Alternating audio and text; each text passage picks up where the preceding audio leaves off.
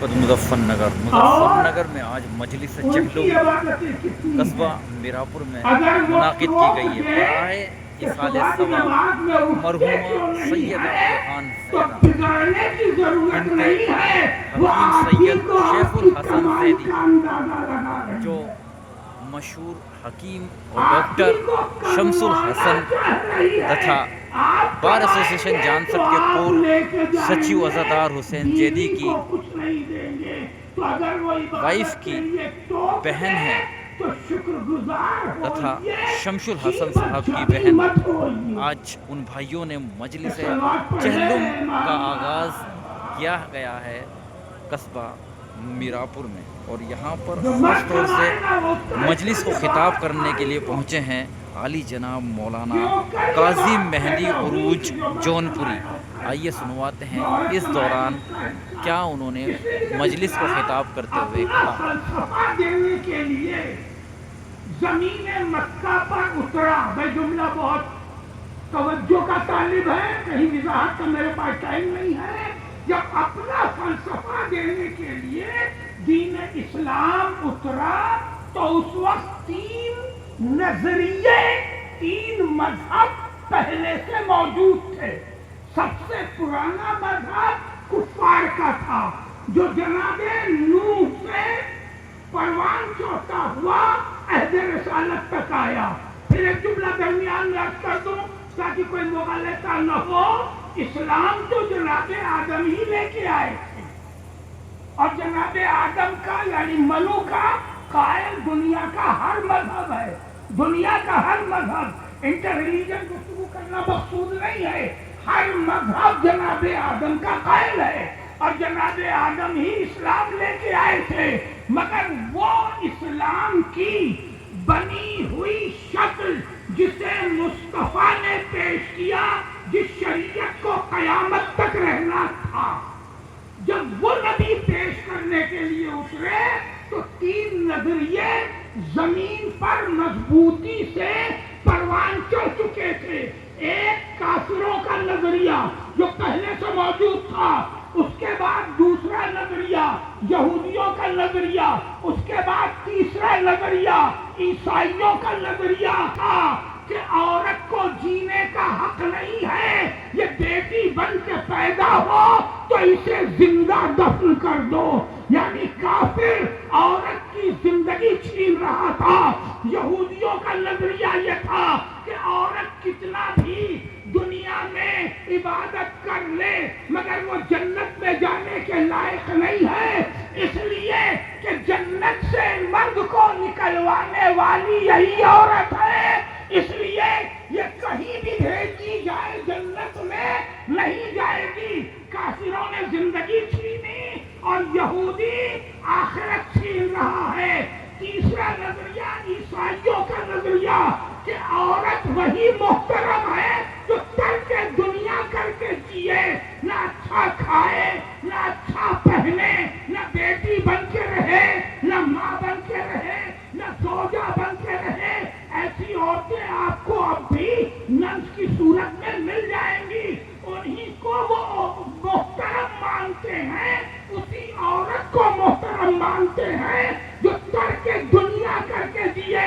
اس طرح عیسائیوں نے عورت سے دنیا چھین لی تو عیسائیوں نے دنیا چھینی، یہودیوں نے آخرت چھینی، اور کفار نے زندگی چھین لی. تب اسلام اپنا نظریہ لے کے آیا، یہودیوں تم آخرت چھین رہے ہو، ہم عورت ہی کو خاتون جنت بنائیں گے. ہوئے ہو ہم عورت کی شکل میں جب بیٹی آئے گی تو احترام میں کھڑے ہو کے بتائیں گے کہ عورت کا مقام کیا ہے. اور عیسائیوں تم عورت سے ترک دنیا کرا رہے ہو تاکہ وہ محترم ہو جائے. ہم ایسی محترم عورت پلیٹ فارم سے اسلام کے دیں گے کہ باپ کو ناز ہو تو کہے امو ابھی، ہاں شوہر کو ناز ہو تو کہے ہماری عبادتوں میں مددگار، اور بیٹوں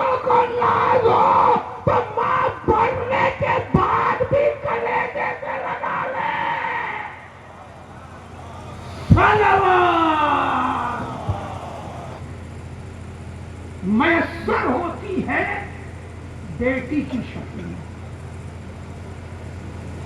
ارتقا پاتی ہے تو بہن بن جاتی ہے، اور بلند ہوتی ہے تو زوجہ بنتی ہے، اور اپنے کمال پہ پہنچتی ہے تو ماں بنتی ہے۔ اتنے رشتے ایک عورت کو میسر ہوتے ہیں، وجود پاتی ہے تو بیٹی بن کے، بہت توجہ، بہت تیزی سے چل رہا ہوں، سمجھنا چاہیے۔ اگر مرد نے عورت کی عظمت کو سمجھا ہوتا تو عورت کو پروڈکشن پہ بٹھاتا، کاؤنٹر پہ نہ بٹھاتا۔ میسج کے ساتھ کس کی آواز گونجتی ہے؟ عورت کی۔ اسٹیشنوں پہ کس کی آواز گونجتی ہے؟ عورت کی۔ سنایا کس کو جا رہا ہے؟ مردوں کو۔ خدا کی قسم، اب یہی سے جو میں عورت کو مرد کا حوصلہ بنا کے پیدا کیا۔ بڑا قیمتی جملہ پڑھ دیا میں۔ اللہ نے، اب اسی پہ ہی میری گفتگو ہے، نہیں آ رہی ہے۔ اللہ نے عورت کو مرد کے لیے حوصلہ بنا کے پیدا کیا۔ حوصلہ کہاں سے گفتگو شروع کروں؟ جناب آدم کو اللہ نے پیدا کیا تھا، اس کے بعد کہاں بھیجا تھا؟ جنت میں۔ میں اسے جنت نما کہتا ہوں۔ جنت نما بھیجا۔ کہاں بھیجا؟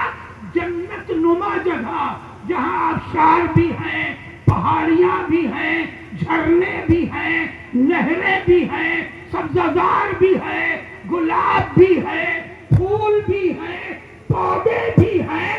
وہاں مفت میں بھیجا جہاں لوگ لاکھوں روپے خرچ کر کے مئی میں جا رہے ہیں۔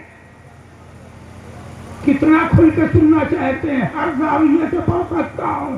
جان رہے، ایک قیمتی جملے تک لانا چاہتا ہوں۔ جناب آدم جنت میں پیدا نہیں ہوئے، آسمانوں پہ کہیں بنائے گئے۔ جناب حوا جنت ہی میں پیدا ہوئی، اور قانون فطرت یہ ہے کہ جو جہاں پیدا ہوتا ہے وہاں کا اثر لیتا ہے۔ اللہ نے جنت کو سکون کا نام دیا ہے۔ یہی وجہ ہے کہ جنت میں پیدا ہوئی عورت بیٹی بنتی ہے تو باپ کے لیے سکون، بہن بنتی ہے تو بھائیوں کے لیے سکون، زوجہ بنتی ہے تو شوہر کے لیے سکون، ماں بنتی ہے تو بچوں کے لیے سکون۔ بیٹیوں کو کارآمد بناؤ، ناکارہ نہ پیدا کرو۔ زمانے کے اعتبار سے کارآمد بناؤ، ناکارہ بنا کے نہ اٹھاؤ۔ فل فرسٹ ایڈ، فل فرسٹ ایڈ جو اس وقت طبی اعتبار سے ممکن تھا، زہرا نے عمل انجام دیا۔ جب یہ 9 برس کی عمر میں بیاہ کے علی کے گھر، کل 18 برس کی زندگی، سوچئے گا تو میتھمیٹکس فیل ہو جائے گا۔ کریکٹر کردار کو لکھیے گا تو لکھ نہیں پائیں گے۔ کل 18 برس کی زندگی، جس میں 9 برس بیٹی کی حیثیت سے اور 9 برس زوجہ اور ماں کی حیثیت سے، دماغیہ کی بٹی ہوئی زندگی۔ 9 برس میں جب بیاہ کر کے مولائے کائنات کے گھر آئیں، سوال آپ سے ہے، دل پہ ہاتھ رکھیے تو میں جملہ حوالے کروں۔ جنگ بدر مولائے کائنات سے لڑی تو شادی نہیں ہوئی تھی۔ 1 سال بعد پھر دوسری جنگ بڑی آ گئی، جنگ احد، تو شادی ہو چکی تھی۔ جنگ بدر میں 26 مقتول اکیلے مولائے کائنات کے ہاتھ، جن میں سارے مکہ کے نامور لوگ قتل ہو چکے۔ ان نامور لوگوں کے قتل کا بدلہ، یعنی हिंदा के बाप, हिंदा के भाई, खोखलियां, बेटे, इतने नामवर सरदारों के अंत का बदला लेने के लिए, कि पॉलिटिकल बैकग्राउंड दिमाग में रहे, ये अबू सुफियान और हिंदा ने प्लान किया है जंगे ओहद। मकसद क्या है? स्लोगन क्या दिया कि हमें बद्र के अपने बड़े मकतूलीन का बदला लेना है। कायनात जंग के लिए जा रहे हैं, तो जब जंगे ओहद बदला है तो बदला लिया किससे जाएगा? तो रोकना चाहिए कि नहीं है? कि अबुल हसन, हालांकि अभी लक़ब नहीं है अबुल हसन, अभी अबुल हसन लक़ब नहीं है, हौसला दिया। बीबी एक तारीखी जुमला देना चाहता हूँ, कुरान के तनाज़ुल पर रहेंगे, इन्हीं से ज्यादा दुश्मनी निभाई जाएगी, इसलिए इन्हें रोक लीजिए। अभी तो कितने महीने ही हुए शादी को, जनाब ज़हरा आवाज देंगी, मैं अली को जुमला पहुंचना चाहिए, मैं कुरान के तनाज़ुल में जुमला दे रहा हूँ, बिटवीन द लाइन आयतों का। अब शहजादी जवाब देंगी, मैं अली को इसलिए नहीं रोक रही हूँ कि अगर अली न जाएंगे तो मुसलमान जंग हार जाएगा, और जंग हारेगा तो वापस अपने मजहब पे पलट जाएगा। ये ज़हरा के हौसले की एक किताब एक जुमले में दे रहा हूँ कि किसी भी औरत का बेटी बन के परवान चलना और है, और ज़ौजा बन के जीना और होता है, और ये बाई नेचर है बदलना। इसलिए रसूल ने पूछा, या अली आपने ज़हरा को कैसा पाया? और मौलाए कायनात ने कहा, या रसूल अल्लाह हमने ज़हरा को अपनी इबादतों में मददगार पाया। ऐसी जो मजलिसों की शहदाई, मर्सिया खां, जिक्र अहले बैत करने वाली, हज व ज़ियारत से मुशर्रफ, और अपने घर खानदान को पाल के परवान चढ़ा के जीने वाली। इसलिए मैंने इस सब्जेक्ट को खुसूसियत से इस्तेमाल किया कि औरत मर्द का हौसला होती है अगर उसे मोहब्बतों के कानून में रख के हौसले की जिया दी जाए। सलवात पढ़ ले, मोहम्मद दूरी क्यों किया करते? और जाहिर है कि मजदूरी से करने वाले घर में वाक़ई हो सकते। ये खर्च का हौसला कहाँ से आया? हसनैन से कोई मतलब नहीं आता, तो क्या अली जी पाते? नहीं जी पाते। जनाब ज़हरा ने जैसे ही ये जुमला, हौसला कैसे दिया जाता है, जैसे ही ये जुमला सुना फौरन शुक्र का सजदा किया, और सजदा करके ना पालने वाले तेरा लाख लाख शुक्र है कि हमारे बच्चे माले गनीमत से नहीं पलेंगे। क्या बन के दिखाया? अच्छी माँ बन के दिखाया। एक रिश्ता और एक अजीम रिश्ता जिसे ज़हरा पूरा न कर सकी। ऐसा नहीं कि अल्लाह ने भाई नहीं दिए, कासिम जैसा भाई, अब्दुल्ला जैसा भाई, इब्राहिम जैसा भाई, मगर भाई मिलते रहे और अल्लाह उन्हें वापस लेता रहा। ज़हरा बहन का किरदार तकमील न कर सकी, इसीलिए ज़हरा ने अपने बाद सानिया ज़हरा को परवान चढ़ाया। जज़ाकल्लाह, सलामत रहिए। अल्लाह इन आवाज़ों पर, इन आंसुओं पर अपनी रहमत नाज़िल फरमाए। 3 या 4 नहीं, 4 या 5 विलादत इमाम हुसैन के दिन से बराबर करबला सुनाती रहती, तुझे मेरी नबूवत की हिफाजत करनी है, कनाना करूँगा। मेरे इस्लाम की हिफाजत करनी होगी, कनाना करूँगा। यही वादे तिफली है हुसैन का। तुझे जवानों के लाशें उठाने होंगे, कनाना उठा लूंगा। कमरलाल तुझे अपनी कुर्बानी भी देनी होगी, कहना अपनी भी कुर्बानी दे दूंगा। उसके बाद रसूल खामोश हुए और एक लम्हा खामोश होने के बाद कहा, मेरे लाल, जब तेरा सर नोके नेज़ा पे बुलंद हो जाएगा तो खैमों में आग लगेगी, ज़ैनब उम्मे कुलसूम की चादरें छिनेंगी। हुसैन ने सर झुका लिया। अब कोई वादा नहीं करते। हुसैन कांप रहे हैं। नन्ही सी बहन ज़ैनब उठी और अपने बाजुओं, भाई के बाजुओं को पीछे से पकड़ा और पकड़ने के बाद कहा, भैया वादा तू कर ले, बहन निभा देगी।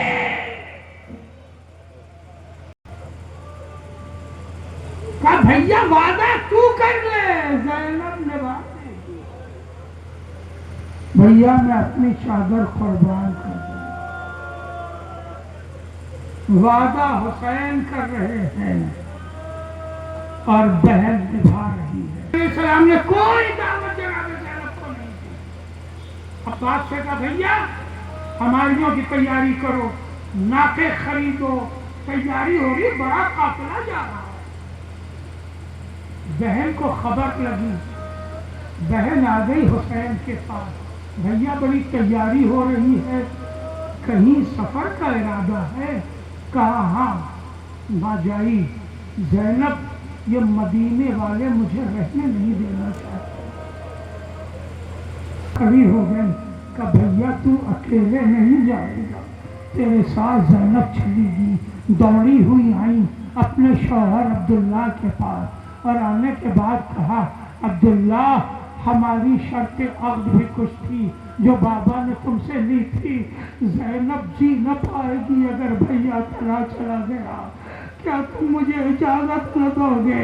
जनाब अब्दुल्ला ने कहा, नहीं शहजादी, आप जरूर तशरीफ ले जाओ। हुसैन ने अपने हज को उम्रे से बदला और बदलने के बाद जैसे ही मक्का से निकले और पहला मरहला जो मीकात का है वहां तक पहुंचे, आवाज दी, भैया अब्बास काफिला रोक दो। पूछा, आका क्या बात है, क्या खैमे भी लगाए जाएंगे? कहा, नहीं खैमे नहीं लगाए जाएंगे, मुझे किसी का इंतजार है। कुछ देर गुजरी थी कि जनाबे अब्दुल्ला इब्न जाफर, जनाबे ज़ैनब के शौहर, अपने बेटों और गुलामों का सहारा लिए चल नहीं पा रहे हैं। सहारा लिए इमाम हुसैन के पास आए और आने के बाद कहा, आका हम यहाँ तक सिर्फ इसलिए आए हैं कि औला मोहम्मद को मेरी तरफ से लेते जाइए, मेरी कुर्बानी कैसे वजूद। हुसैन ने कहा, आप शौहर हैं, आप जिम्मेदार हैं, आप क्यों नहीं जाएंगे? आए जनाब ज़ैनब के पास। अब्दुल्ला आवाज दी कि अब्दुल्ला आप आ गए, इस बीमारी में खैरियत तो है? कि मैं औला मोहम्मद को पहुंचाने आया हूँ। हौसला औरत से मिलता है। माँ है, मैं औला मोहम्मद को पहुंचाने आया हूँ ताकि मेरी तरफ से भी कुर्बानी कबूल हो जाए। कहा, अच्छा क्या आप इजाजत दे रहे हैं कि मैं जाऊं? आप मुझे लेने तो नहीं आए हैं। अगर आप मुझे ले जाएंगे तो ज़ैनब मदीने पहुंच ना पाएंगे। इसके साथ ही मौलाना ने इशाले सवाब पेश कराया। दूर दराज से पहुंचे थे। तमाम मुतल्लिकीन को, तमाम मोमिनीन मोमिनात की हाजत दुनियावी और उखरवी को पूरा फरमा। अल्लाह वाले हम सबको तौफीक़ात करने की नायत फरमा।